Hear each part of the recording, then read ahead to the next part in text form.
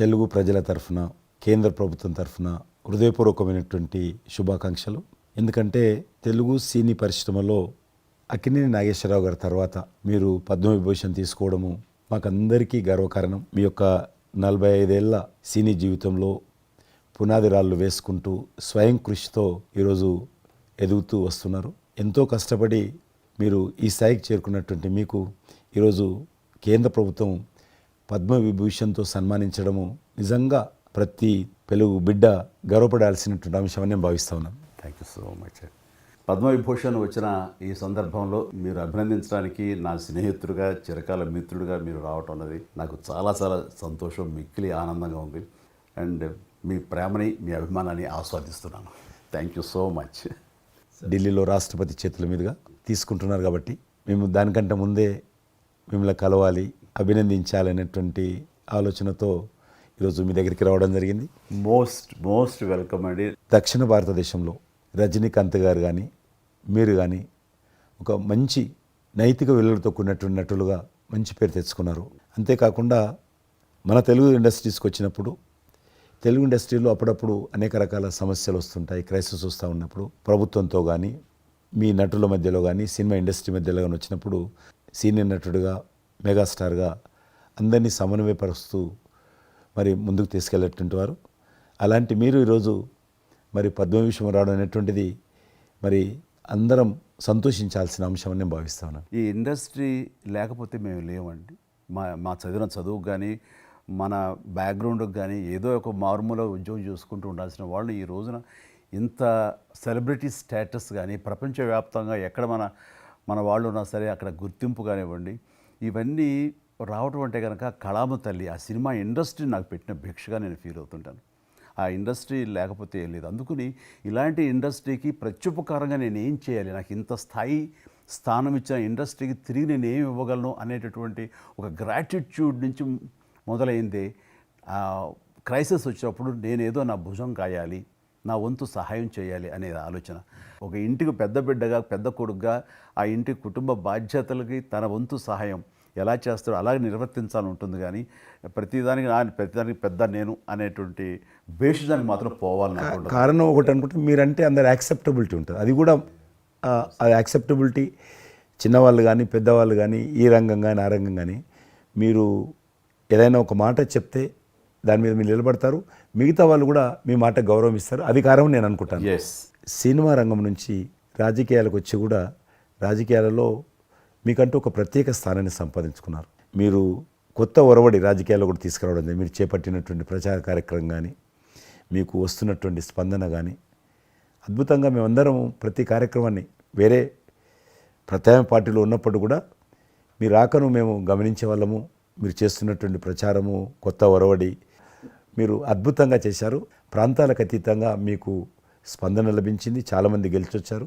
ఒక ఆర్టిస్ట్గా నేను మంచి స్థితిలో ఉన్నప్పుడు రాజకీయాల్లోకి వెళ్ళాల్సినటువంటి ఒక పరిస్థితులు నెలకొన్నాయి.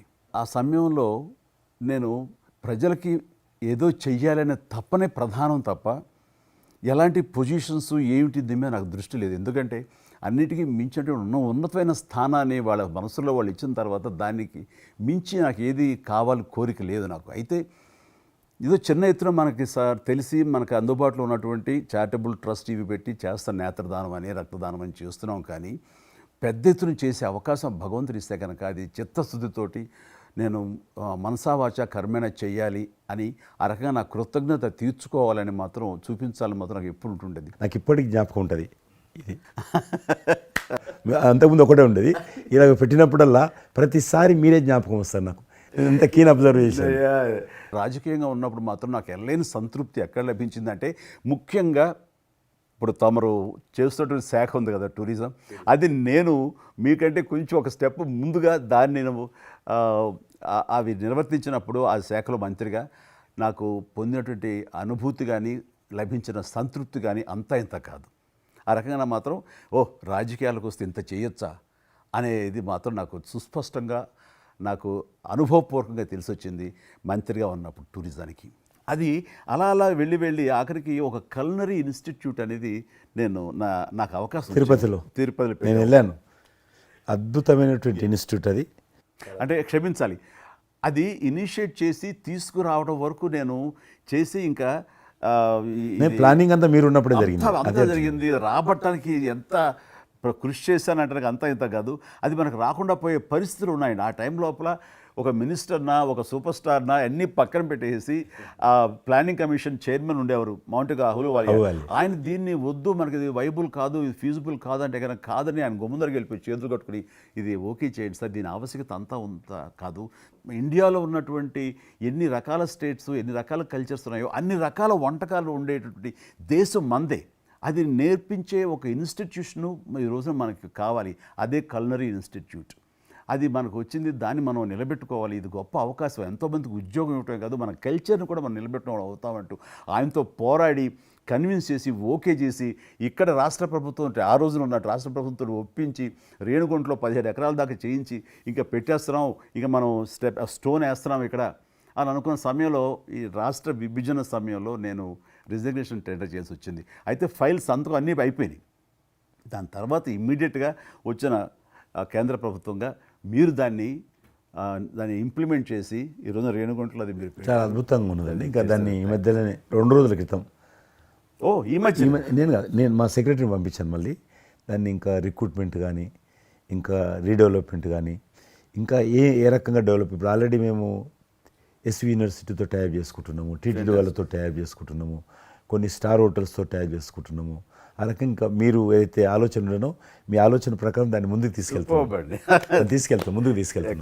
మీరు రాజకీయాలు ఉన్నా సినిమా రంగంలో ఉన్నా కూడా కల్మషం లేనటువంటి వ్యక్తి అని నేను భావిస్తాను. ఎవరిని పల్లెత్తు మాట అన్నారు, ఇంట్లో అన్నారు అనుకుంటే బయట అన్నారు అనుకుంటాను. పార్టీ పెట్టినప్పుడు కూడా ఎవరన్నా అక్కడక్కడ రాజకీయంగా అన్నా కానీ మీరు వ్యక్తిగతంగా అందరూ గౌరవిస్తారు ఈరోజు ఏ పార్టీలు ఉన్నప్పుడు కూడా. నేను అది ముందస్తుగా చూసింది మీలో కిషన్ రెడ్డి గారు. మిమ్మల్ని మనస్ఫూర్తిగా చెప్తున్నాను, అసెంబ్లీలోకి నేను అడుగుపెట్టినప్పుడు నేను కొత్తవాడిని. నా వెనకాల ఆల్రెడీ ఒకసారి ఎమ్మెల్యేగా చేసి రెండోసారి ఎమ్మెల్యేగా ఉన్న కిషన్ రెడ్డి గారు నా పక్క సీట్లో ఉండేవారు. ఇటు పక్క ఇంకొకరు జయప్రకాష్ నారాయణ గారు, ఆయన ఇటు పక్క చంద్రబాబు నాయుడు గారు, మరో పక్కేమో వైఎస్ఆర్, అందరూ ఉండేవాళ్ళు. వీళ్ళందరూ మాట్లాడుతుంటే, వీళ్ళందరూ రాజకీయ ఉద్దండులు మాట్లాడుతుంటే అందరిని చూస్తుండేవాడిని. అక్కడ నాకు వచ్చిన షాక్ ఏంటంటే, ఫస్ట్ ఒకళ్ళు దుయ్యబెట్టుకుంటూ తిట్టుకుంటూ అసలు దుర్భాషలు ఆడుకుంటూ కొట్లాడుకునే పరిస్థితి వస్తూ ఇక ఫినిష్ అయిపోయింది, ఇక ఒకళ్ళొకళ్ళు మాట్లాడుకోరు, ఇంకా వీళ్ళు దీర్ఘకాల శత్రువులు వీళ్ళు ఇంకా అనే ఫీలింగ్ వచ్చింది. ఇలా ఉంటుందా అనేది. బట్ దానికి విరుద్ధంగా నేను అసెంబ్లీ అయిపోగానే కార్నర్లు నడుచుకెళ్తుంటే ఎవరైతే ఇద్దరు తిట్టుకున్నారో ఒకరొకరు దూషించుకున్నారో వాళ్ళు భుజమే చేసుకుని ఏంది భయ్యా నువ్వు అలా అన్నా, నువ్వు అనలేదు భయ్యా, అరే నా నాయకుడు చూస్తున్నాడు అనకపోతే బాగుంటుందని ఇట్లా అంటుంటే నాకు షాక్ తిన్నాను, చాలా ఆశ్చర్యపోయేవాడిని. ఇది ఇలా ఉంటుందా? మీ సినిమా ఫీల్డ్ కంటే ఎక్కువ నటులు ఉంటారు, మీ సినిమా ఫీల్డ్ కంటే ఎక్కువ నటులు రాజకీయాల్లో ఉంటారేమో అలా అనిపిస్తుంది నాకు. అక్కడ అలాంటి పరిస్థితుల్లో ఒక నిబద్ధతతోటి ఇష్యూ బేస్డ్గా మాట్లాడుతూ తను అనుకున్నవి నిర్దిష్టంగా చెప్పగలిగేటటువంటి నాయకుల్లో మిమ్మల్ని అబ్జర్వ్ చేశాను. మీరు ఎక్కడ ఎవరిని దుర్భాషలాడటం నేను చూడలేదు, ఎవరిని పౌరుషంగా మాట్లాడటం చూడలేదు, ఎవరిని ఎద్దేవా చేయటం రెడిక్యూల్ చేయడం నేను చూడలేదు. మీరు ఎంతసేపు ఇష్యూ బేస్డ్గా మాట్లాడేవాళ్ళు, స్ట్రాంగ్ వాయిస్ చేసుకుని మీరు అనుకున్నది అది ఎంత కరెక్టు, ఎలా అన్యాయం జరుగుతుంది అని ప్రజలకి మద్దతుగా ప్రజల తరపున నిలబడి మాట్లాడిన నాయకుడుగానే మిమ్మల్ని చూశాను. నేను ఇప్పటికీ అలాగనే ఉన్నాను. అవును, మా పార్టీలో ఉన్న కొంతమంది కానీ బయట ఉన్నటువంటి వాళ్ళు కానీ కొంత మీడియా విలేకరులు కానీ నువ్వు ఆ రకంగా మెత్తగుంటే లాభం లేదు, ఇప్పుడు రాజకీయాలలో నువ్వు కూడా పరుషంగా మాట్లాడాలి, వ్యక్తులను చాలా గట్టిగా మాట్లాడాలి అంటారు. కానీ నేను అదే అంటాను, నేను ఇప్పుడు మారలేను, నాకు అవసరం కూడా లేదు, నేను ఇలానే ఉంటాను. నేను గతంలో ఏ రకమైనటువంటి వాజ్పేయి గారు, లాల్ కృష్ణ అద్వానీ గారు, మా తెలంగాణలో మా వీరామారావు గారు, వెంకయ్యనాయుడు గారు, దత్తాత్రేయ, ఇదంతా నాకు నేర్పారు వాళ్ళు. నేను చిన్నగా ఉన్నప్పుడు నా చేయి పట్టుకొని నడిపారు వాళ్ళు. కాబట్టి నేను ఏ రోజు కూడా చిన్న పొరపాటు చేయకూడదు అనేటువంటి దాంట్లో ఉన్నాను. నేను ఎప్పుడన్నా రాస్తారోకో చేసేవాళ్ళం. రాస్తారోకే మాకు వీరామారావు గారని సిక్కిం గవర్నర్ ఉండే ఎమ్మెల్సీ, ఆయన వెంటనే ఫోన్ చేసేవాడు. నువ్వు ఎక్కడన్నా పోతున్నప్పుడు ఎవరైనా రాస్తారోకే చేస్తే ఒక 2-3 గంటలు ట్రాఫిక్ జామ్ అయితే నీకు ఎంత బాధ అవుతుంది? కాబట్టి నువ్వు రాజకీయ నాయకుడు అయినంత మాత్రాన రోడ్డు ఆపేసి ప్రజలను ఇబ్బంది పెడితే ప్రజలకు మేలు చేయాలనుకుంటున్నావా, ప్రజలు ఇబ్బంది పెట్టాలనుకుంటున్నావా? ఈ రకంగా ప్రశ్నించేవాడు.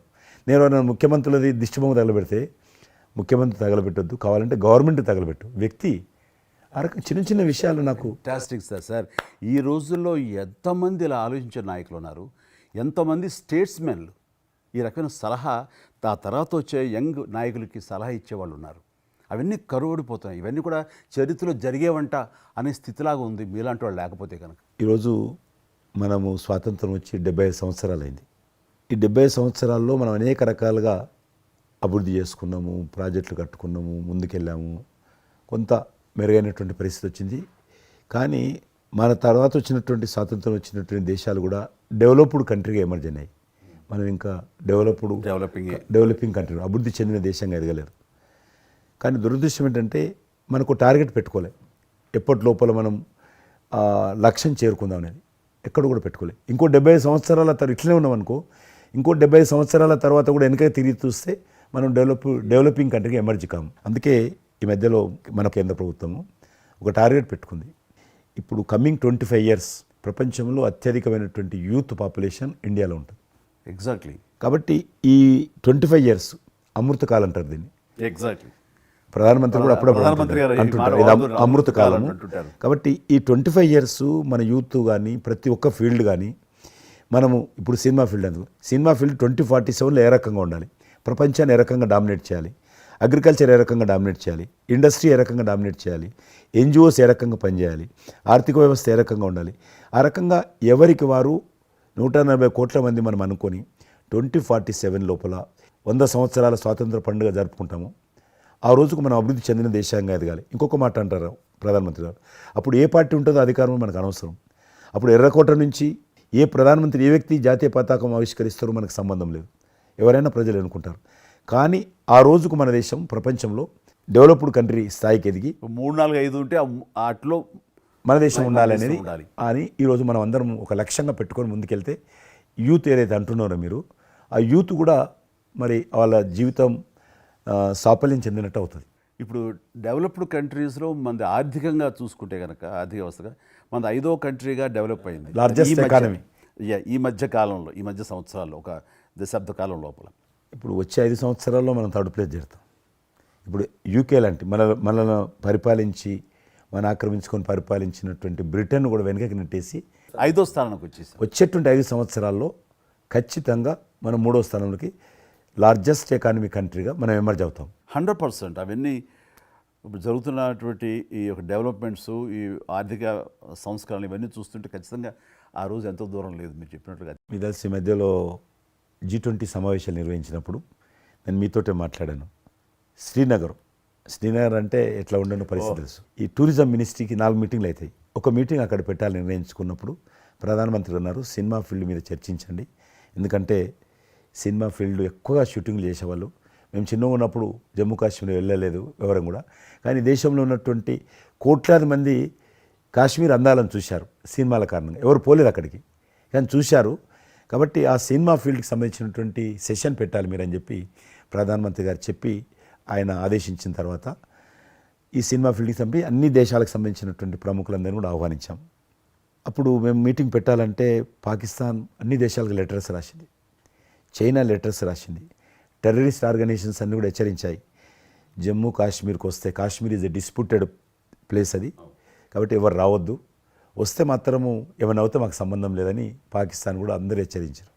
బట్ ప్రైమ్ మినిస్టర్ చెప్పాడు, ఎట్టి పరిస్థితుల్లో మీటింగ్ పెట్టి తీరాలి, నువ్వు నాకు అనవసరం, నీకేం కావాలో నేను అన్ని ఏర్పాటు చేస్తాను.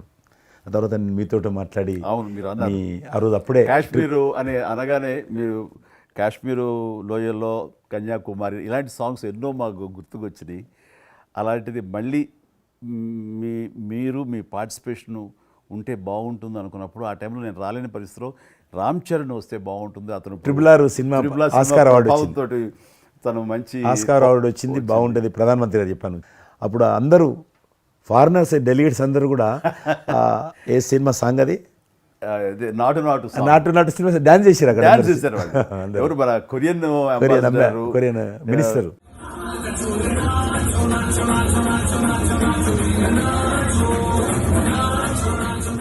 అలాగే ఇంకొక జర్మన్ అంబాసిడర్స్ చాలా మంది కింద మీరు చూసింది కొద్ది మందిని, కింద చాలా మంది చేశారు పాట పెట్టి చేసినప్పుడు. సో ఇప్పుడు మీకు మనవి చేస్తున్నాను, లాస్ట్ 2023లో ఇప్పుడు ఆ ఆర్టికల్ 370 తెలియించిన తర్వాత 23 కానీ 22 కానీ ఆల్మోస్ట్ మోర్ దెన్ 300 పిక్చర్స్ అవి మరి ఓటీటీ సినిమాలు కావచ్చు, టీవీ సీరియల్స్ కావచ్చు, మన సినిమాలు కావచ్చు, కొన్ని బయట దేశాలకు సంబంధించినటువంటి సినిమాలు కూడా ఆల్మోస్ట్ 300 పిక్చర్స్ షూటింగ్ జరిగాయి అక్కడ లాస్ట్ 2 ఇయర్స్లో. మళ్ళీ తిరిగి మీ ప్రభావంతో ఆయన నరేంద్ర మోడీ గారి చొరవతోటి ఇలాగా G20 కల్చర్ ముఖ్యంగా టూరిజం సంబంధించి సినిమాలను ఎంకరేజ్ చేస్తూ మీరు తీసుకున్న చొరవ, అందులో రామ్ చరణ్కి మీరు ఇచ్చేటువంటి ప్రాధాన్యత ఇవన్నీ కలిపినప్పుడు ఫస్ట్ నా వైఫ్ తన ఫ్రెండ్స్ తోటి ఎక్కడికి వెళదాం ఈ హాలిడే అంటే వాళ్ళ ఫ్రెండ్స్ అందరు కలిపి కాశ్మీర్కి వెళ్ళారు.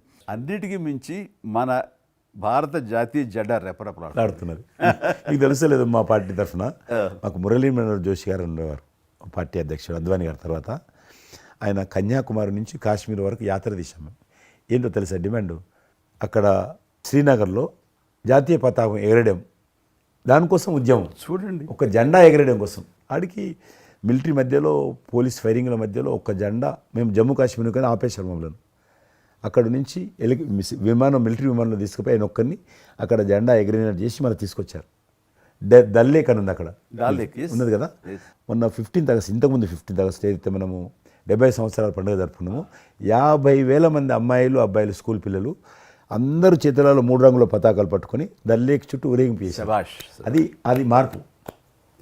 ఇంకొకటి నాకు సంతోషం ఏంటంటే, మీరు రాజకీయాలకు రాకముందే మీకంటూ ఒక ప్రత్యేక స్థానం సర్వీస్ యాక్టివిటీలు, చిరంజీవి చారిటబుల్ ట్రస్ట్ చాలా పెద్ద ఎత్తున చేయడం అనేటువంటిది నిజంగా అది చాలామందికి ఆదర్శమైంది. మిమ్మల్ని చూసిన తర్వాత చిరంజీవి గారు పెట్టిన అంత పెద్ద నటు పెట్టడం మనం చేయకూడదని వాళ్ళ స్థాయిలో పెట్టినటువంటి చాలా సంస్థలు మీ నుంచి స్ఫూర్తి తీసుకొని పెట్టారనేది నాకు తెలిసిన వాళ్ళు కూడా చాలామంది చెప్పారు.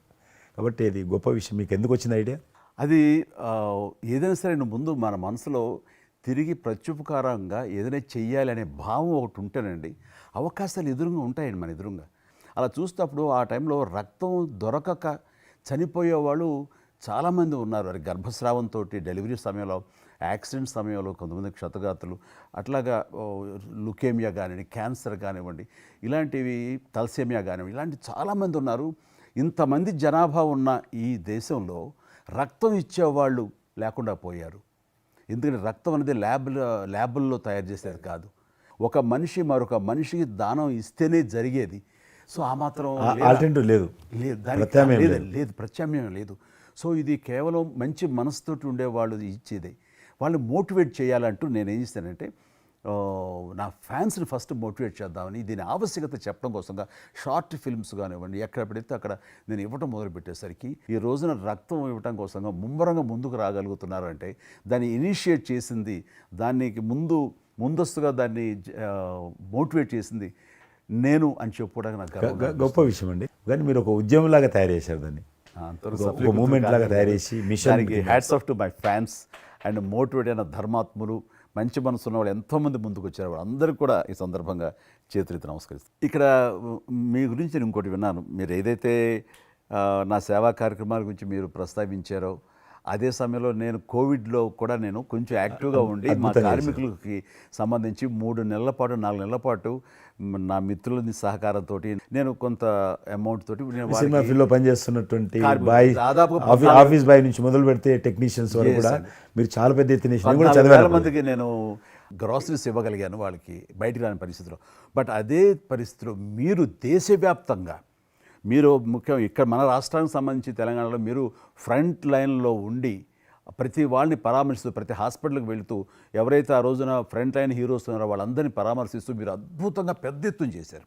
అదే కాకుండా మన ఇండియా లెవెల్లో మీరు corona command control room, corona command control room మీకు మీ ఆధ్వర్యంలో జరిగింది.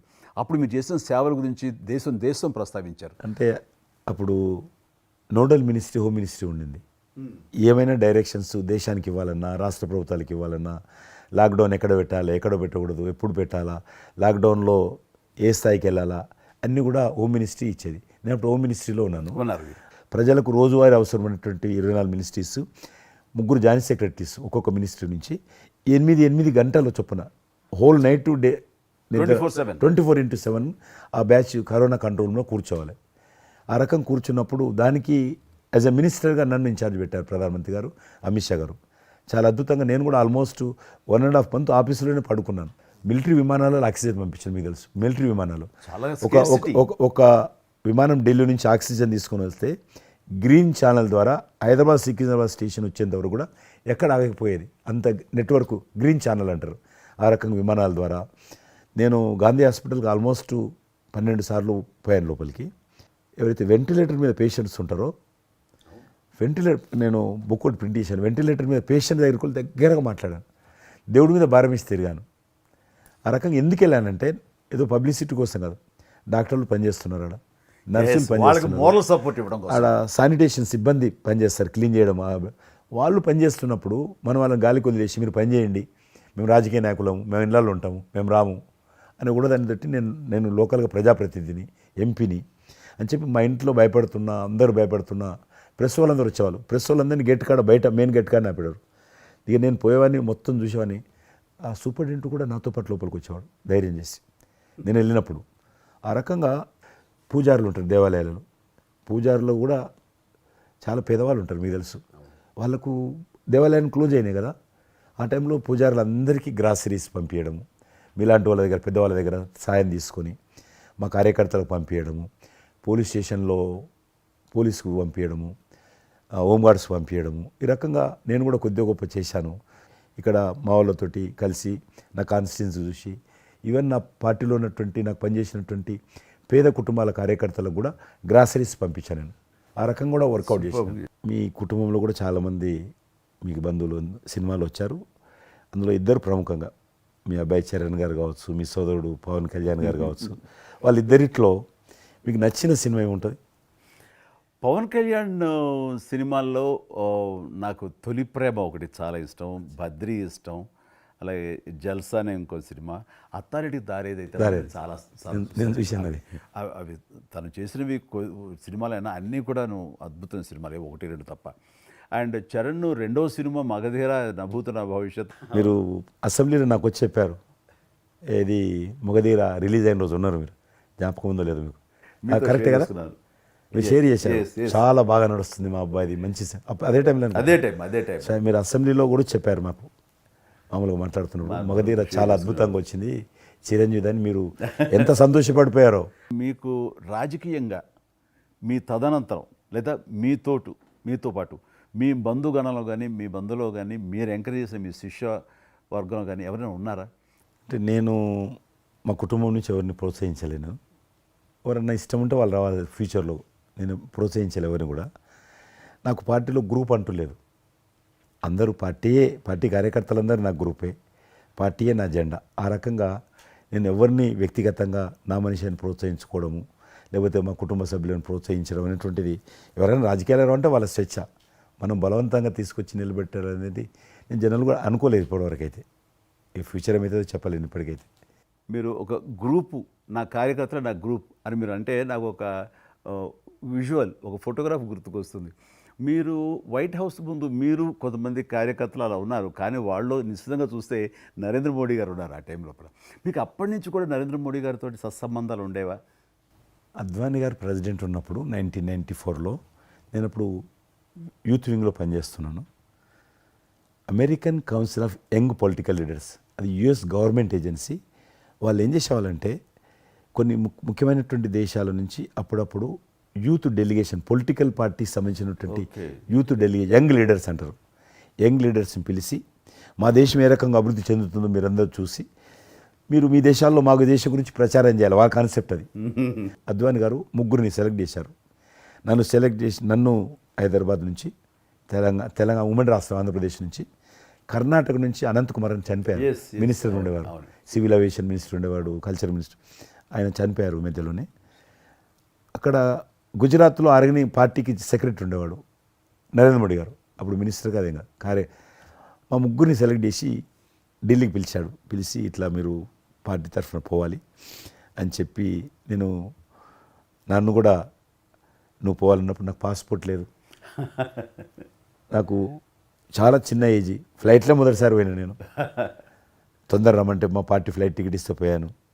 మాట్లాడినాక వారు చెప్పారు మీరు ముగ్గురు అని కూర్చున్నాక ఇంటి ముందోటి కటింగ్ షాప్ ఉంది. నరేంద్ర మోడీ గారి గడ్డ ఉంది, నాకు గడ్డ ఉంది చిన్నోని. మీరు ఇద్దరు క్లీన్ షేవింగ్ చేసుకురా అన్నాడు.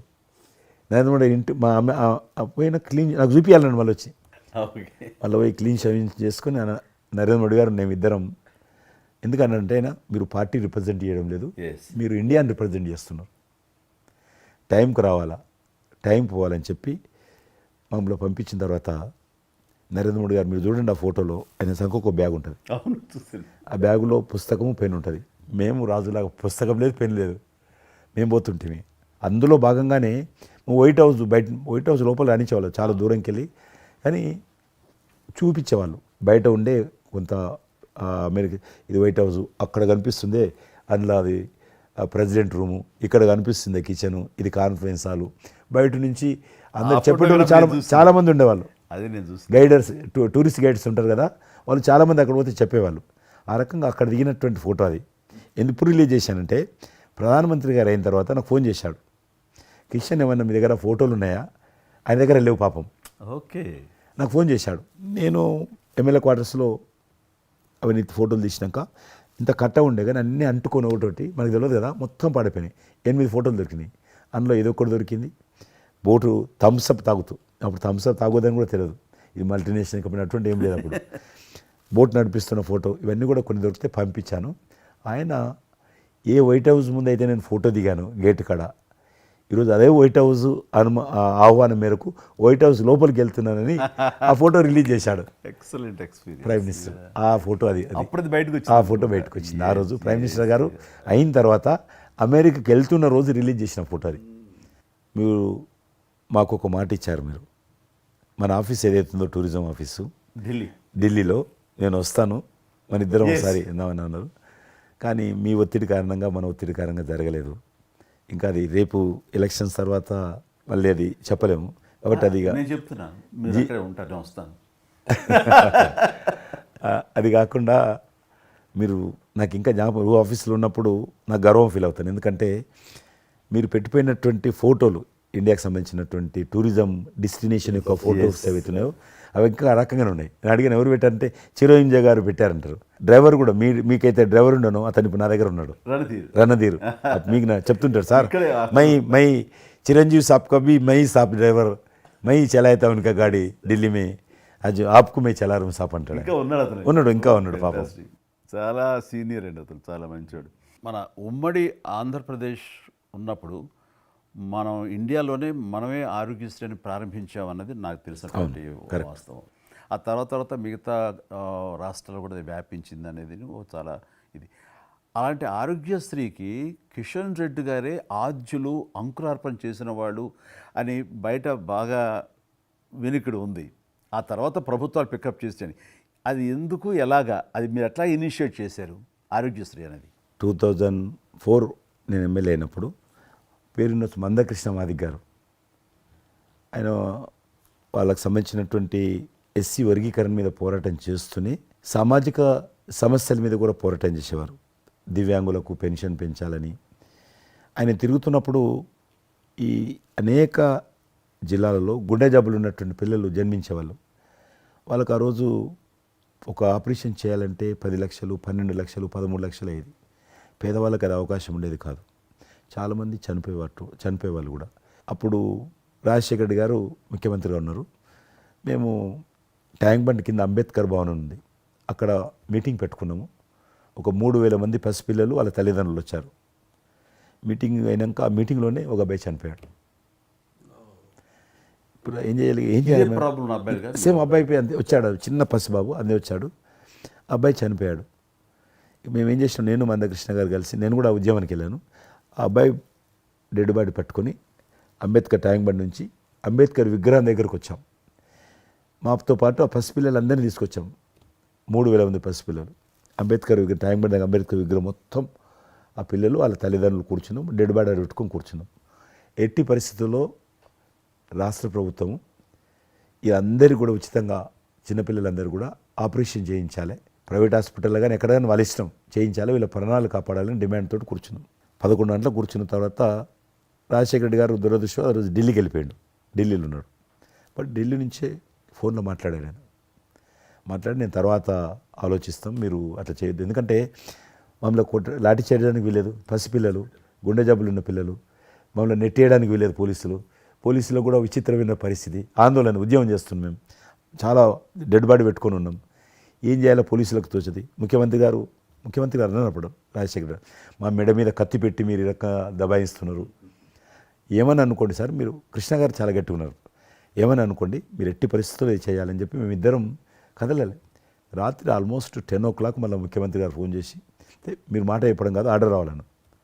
వీళ్ళందరికీ ఫస్ట్ మేము రాష్ట్ర ప్రభుత్వం తరఫున గుండె జబ్బులు ఉన్నటువంటి పిల్లలందరికీ ఎంత డబ్బైనా ఖర్చు అయినా సరే మేము ఆపరేషన్ చేయిస్తానని చెప్పి ఢిల్లీ నుంచి మాట ఇచ్చి ఆర్డర్ తీసి మా చేతులు పెట్టినాక మేము పిల్లలందరినీ తీసుకొని వెళ్ళిపోయినాం. ఫస్ట్ పిల్లలు వాళ్ళ తల్లిదండ్రులు. ఆ తర్వాత మళ్ళీ ముఖ్యమంత్రి గారు వచ్చిన తర్వాత మళ్ళీ మీటింగ్ పిలిచాడు మమ్మల్ని. పిలిచి ఈ రకంగా చేయడం తప్పు, మీరు నన్ను బెదిరించారు, బ్లాక్మెయిల్ చేశారు, ఆర్డర్ చేశారు, ఏమని అనుకోసారి మేము ప్రజల పిల్లల ప్రాణాలు కాపాడడం కోసం చేశాం తప్ప మీకు వ్యతిరేకంగా కాదు, ఇంకొకరు కాదు. అందులో బాబు చనిపోయాడు. తర్వాత ముఖ్యమంత్రి ఆలోచన చేసి డాక్టర్లను పిలిచి ఎట్లా చేద్దాము, అప్పుడు సర్వే చేయించాడు. వాళ్ళు గ్రామ పంచాయతీలో సర్వే చేస్తే 2 లక్షల మంది పిల్లలు ఉన్నారు ఒక్క ఆంధ్రప్రదేశ్లోనే. ఉభయ రాష్ట్రాల్లో గుండెకు జబ్బు హోల్ ఉండి పుట్టినటువంటి వాళ్ళు 2 లక్షల మంది పిల్లలు ఉన్నారు. ఇంతమందికి నేను ఎట్లా చేస్తా అది ఇదని మళ్ళీ సర్వే వచ్చిన తర్వాత వెరిఫికేషన్ వచ్చిన లిస్ట్ తీశాడు, అంచనా వచ్చిన తర్వాత అప్పుడు ఆయన ఇన్సూరెన్స్ ఏదైనా చేద్దామా అని, ఆయన డాక్టర్ కదా ఒరిజినల్గా, ఆయన డాక్టర్ వృత్తి, చదువుకున్నది MBBS అయినా, ఆయనకి ఈ విషయం బాగా తెలుసు కాబట్టి ఏం చేద్దామని ఆలోచన చేసి అప్పుడు ఇన్సూరెన్స్ పథకం ఆ పిల్లల కారణంగా, గుండె జబ్బులు ఉన్నటువంటి పిల్లల కారణంగా ఆ 2 లక్షల మందికి పిల్లలు ఇన్సూరెన్స్ చేయాలన్న వచ్చినటువంటి ఆలోచనే ఈ ఆరోగ్యశ్రీ పథకం. అలా మీరు ఇనిషియేట్ చేసినటువంటి ఈ ఆరోగ్యశ్రీ కానివ్వండి, ఇది నిజంగా ఇలాంటి సామాజిక స్పృహ అనేది రాజకీయంగా ఆలోచిస్తే వచ్చేది కాదండి. ఇది మానవతా విలువలతోటి, మానవత్వంతో ఆలోచించారు కాబట్టి ఈ రోజున అది సఫలీకృతం కాగలిగింది. భారతదేశంలోనే అది ఒక అందరూ ఆచరించేటువంటి గొప్ప పథకం అయింది. అది ఎంతమంది లబ్ధి పొందుతారో వాళ్ళందరూ బ్లెస్సింగ్స్ మీకు ఉండాలి. అసెంబ్లీలో ఉండగా నాకు ఒక రిప్రజెంటేషన్ ఇచ్చారు.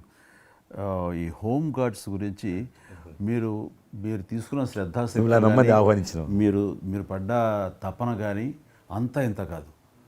అండ్ అది మీరు ఈ రోజున వాళ్ళకి ఏదైనా లబ్ధి చేకూరిందంటే దానికి కూడా నాంది పలికిన వాళ్ళు కిషన్ రెడ్డి గారు. 3,000 జీతం ఉండేది సార్ వాళ్ళకు, కుటుంబము.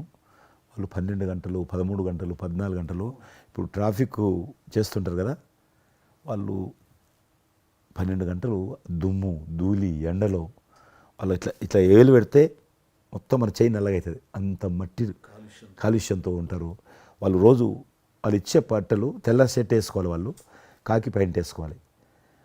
ఉదయం వేసుకునే షర్టు 2 గంటలలో కలర్ మారిపోతుంది. మనం ఇచ్చేటువంటి 3,000 రూపాయలు అలా డ్రెస్ ఉతకడానికే సరిపోతుండే. అందుకే కిషన్ రెడ్డి గారు మీరంటే ఎందుకు గౌరవం అంటే, మీరు రాజకీయ లబ్ధి గురించి ఎప్పుడు చూసేవాళ్ళు కాదు, మీ కాన్స్టిట్యున్సీకే పరిమితమైన మీరు ఎప్పుడు కాదు, విస్తృతంగా అందరికీ లబ్ధి చేకూరే విధంగా తీసుకున్నారు. కాబట్టి అలాంటి మీకు ఆ బలం, మీ వాయిస్కి ఆ స్ట్రెంగ్త్ అలాగా, ఎందుకంటే మీ ఆశయంలో ప్యూరిటీ ఉంది, మీ ఆశయంలో చిత్తశుద్ధి ఉంది మీ ఆచరణలో.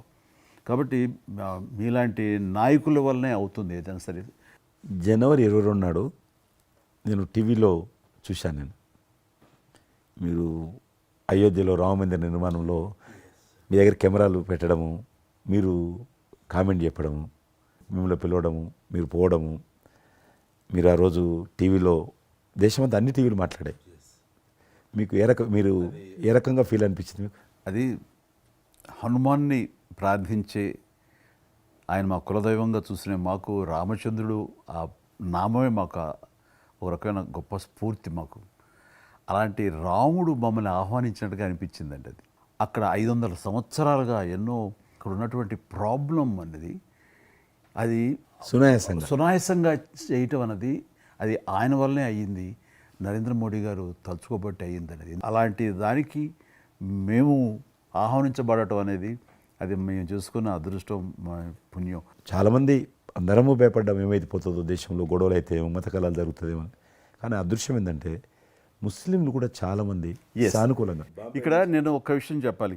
నేను రామ మందిరం నుంచి నా హోటల్ ఉంది అక్కడ, ఆ హోటల్కి వెళ్ళడానికి నేను కారు హైర్ చేసుకున్నాను మా ఫ్యామిలీ. అది ముస్లిం డ్రైవర్. సో ఈ రోజున ఇంత కాంట్రవర్షియల్ ఈ ప్లేస్లో ఈ రోజున టెంపుల్ కట్టడంపై మీరందరూ ఎక్కడో కొంత అసంతృప్తితో ఉండుంటారు కదంటే. కాదండి, ఈ రోజు నుంచి మా టెన్షన్ రిలీవ్ అయిపోయింది, కరెక్ట్, మేము చాలా రక్షణతో ఉన్నాం అన్న ఫీలింగ్ ఉంది.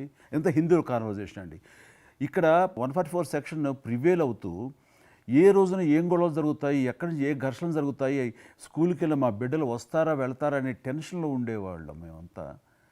అండ్ అలాంటి ఘర్షణలో వాళ్ళు ముస్లిమ్సా లేకపోతే హిందూస్ అని ఏం చూడరు కదండి, ఎవరు అందరూ సఫరర్సే. అలాంటి పరిస్థితులు ఇప్పుడు నెలకొన్న సమయంలో ఎలాంటి గొడవలు లేకుండా ముందు ఒక నిర్ణయం తీసేసుకున్నారు. ఎస్, రామ మందిరం వెల్ కట్టేశారు, అయిపోయింది. ఇక్కడి నుంచి లిఫ్ట్ చేసేసారు 144 సెక్షన్, ఇంకేం లేదు, అన్నీ సజావుగా సాగిపోతాయంటే మాకు సెక్యూర్డ్ ఫీలింగ్ వచ్చింది, మా బిడ్డలకు రక్షణగా ఉంది, మాకు ఇంకేమీ కాదన్న భరోసా వచ్చింది మాకు.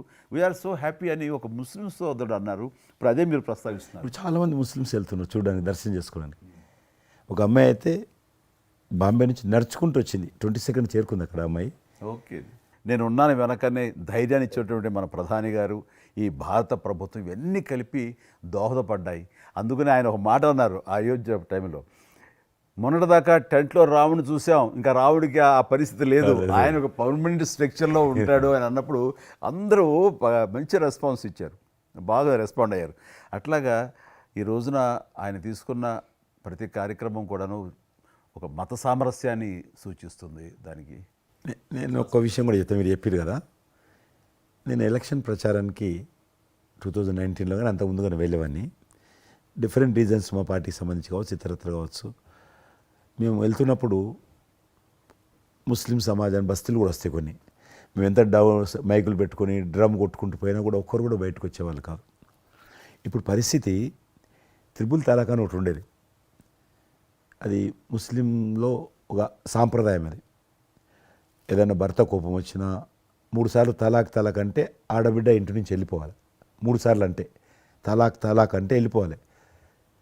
అయితే దాన్ని మోడీ గారు త్రిపుల్ తలాక్ సిస్టాన్ని చట్టం చేసి ఇది చేయడానికి వీల్లేదు, ముస్లిం మహిళలకు కూడా హక్కులు ఉంటాయి అని చెప్పి ఆయన చేశాడు. అప్పుడు కూడా చాలామంది భయపెట్టించారు, మత కళాలు జరుగుతాయి, అట్లా వేయొద్దు, నువ్వు ముస్లిం పర్సనల్ విషయాల్లో మీరు జోక్యం చేసుకుంటున్నారంటే ఆయన చాలా వివరంగా చెప్పాడు. ఈరోజు నువ్వు ఒక భర్తగా నీ భార్యకు తలాక్ అని ఇచ్చేసి పంపించేస్తున్నావు. రేపు నువ్వు తండ్రి అవుతావు, తండ్రి అయిన తర్వాత కూడా మీ అల్లుడు నీ కూతురుకు తలాక్ తాగని విడాకులు ఇచ్చి పంపిస్తే అప్పుడు నువ్వు ఎంత బాధపడతావు? కాబట్టి ఏ తండ్రి అయినా సరే అట్లా ఉంటుంది. కాబట్టి ఇది ఈ రకమైనటువంటి ఉండకూడదని చెప్పి ఆయన త్రిపుల్ తలాక్ రద్దు చేస్తే, నేను ప్రచారానికి వెళ్తున్నప్పుడు అంతకుముందు బయటకు వచ్చేవాళ్ళు కాదు. ఉదాహరణకు నేను ఇట్లా పోతున్నాను అనుకోని, రోడ్డు రథం మీద నేను పోతుంటే ఇటు సైడ్ నుంచి ఒక ముస్లిం అన్న భార్యను కూర్చుని పెట్టుకొని మోటార్ సైకిల్ మీద నడుపుకుంటూ వచ్చేవాడు. ఇప్పుడు ఏం చేస్తున్నంటే భర్తకు చూడకుండా వెనుకున్నటువంటి భార్య పరద లేపి ఇట్లా నాకు ఊపుతున్నచ్చి, ఇది నేనే సాక్ష్యం, అంత మార్పు వచ్చింది. కట్టన్స్ ఓపెన్ చేసి బస్తీలలో ఇండ్ల ముందుకు వెళ్తుంటే ముస్లిం ఆడబిడ్డలు వచ్చి, మాతృమూర్తులు వచ్చి, తల్లులు వచ్చి చేతులు ఊపుతున్నారంటే నిజంగా సంతోషం. అంటే ఆడబిడ్డలో 10 కోట్ల మంది ముస్లిం ఆడబిడ్డలు ఉంటారు దేశంలో, కానీ అది రావడంతో వాళ్ళకు ధైర్యం వచ్చింది, వ్యతిరేకత లేకుండా ఏ ప్రొటెస్ట్ లేదు. అదే ఫస్ట్ ఆఫ్ ఆల్ విజయం. కాబట్టి ఈరోజు ఆ రకంగా మీరు చెప్పిన దాన్ని బట్టి వాతావరణం మార్పు వచ్చింది. ఈరోజు మత కళాలు లేవు, కర్ఫ్యూలు లేవు. హైదరాబాద్లో ఎన్ని గొడవలు జరుగుతుండే, ఒక్క గొడవ లేదు ఎక్కడ. బాంబేలో, యూపీలో ఎక్కడ చూసినా మత కళాలు ఉండేది. ఈరోజు ఆల్మోస్ట్ 98% కమ్యూనల్ క్లాసెస్ అయిపోయినాయి. ఎక్కడ కూడా కర్ఫ్యూ అనో లేదు. దేశంలో ఎక్కడో దగ్గర కొన్ని నగరాలలో కర్ఫ్యూ ఉంటుండేది, కొన్ని నగరాల్లో మత కళాలు జరుగుతుండేది. ఎక్కడో ఒక దగ్గర యూపీలోను, మధ్యప్రదేశ్లోను, మహారాష్ట్రను, ఇప్పుడు బీహార్లోను ఎక్కడ లేదు. ఈవెన్ జమ్మూ కాశ్మీర్ లాంటి రాష్ట్రంలో కూడా 144 సెక్షన్ లేనటువంటి పరిస్థితి ఉన్నది. మీరు వేయించాను, అద్భుతంగా ఉంది మాట. అది నరేంద్ర మోడీ గారు చాలా విజనరీగా ఆ రకంగా చేశారు. చాలా సంతోషం కృష్ణరెడ్డి గారు, మీరు నన్ను అభినందించడానికి అవార్డు తీసుకుంటున్న సమయంలో ఆ పురస్కరించుకుని మీరు వచ్చినందుకు, నన్ను అభినందించినందుకు ధన్యవాదాలు తెలియజేస్తూ, మీతో ఇంతసేపు సంభాషించడంలో ఎన్నెన్నో విషయాలు తెలుసుకున్నాను, నాకు అనుభవపూర్వకంగా తెలిసినవి మీతో పంచుకున్నాను. అండ్ మీలాంటి నాయకులు రావాలి, ఉండాలి, మరి ఎంతోమందికి ఇన్స్పిరేషన్గా ఉండాలి. మీ ఆశయాలు, మీ ఆచరణలు, మీ సమస్య పరిష్కార మార్గాలు, అలాగే మీ నాయకుల యొక్క ఆయన ఆశయాలు, ఆయన యొక్క మార్గదర్శకంగా మీ ముందుండి మిమ్మల్ని ముందు నడిపించే విధంగా, తద్వారా అందరూ కలిసి భారతదేశాన్ని మీరు చెప్తున్నట్టుగా అభివృద్ధి చెందిన దేశాల్లో ఒక దేశంగా పెట్టే స్థితికి మనం వెళ్ళాలనే ఆశాభావం మీ అందరితో పాటు నాకు ఉంది. అండ్ మరొకసారి మీకు ధన్యవాదాలు.